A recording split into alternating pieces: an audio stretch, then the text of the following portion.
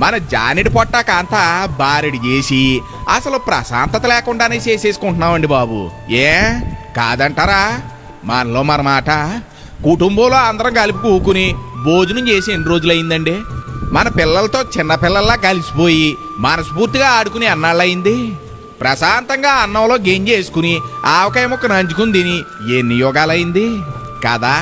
ఇప్పుడు చెప్పండి, మన కాలంతో పరిగెడుతున్నావా పారిపోతున్నావా అని?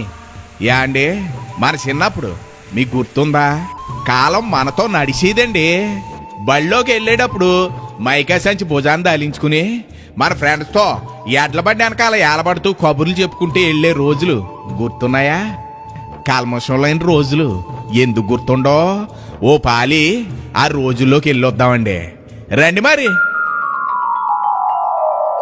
ఏడు పెంకులాట ఆడతా వరుసగా 7 పింకులు పెట్టి బంతి అట్టుకుని కొడతా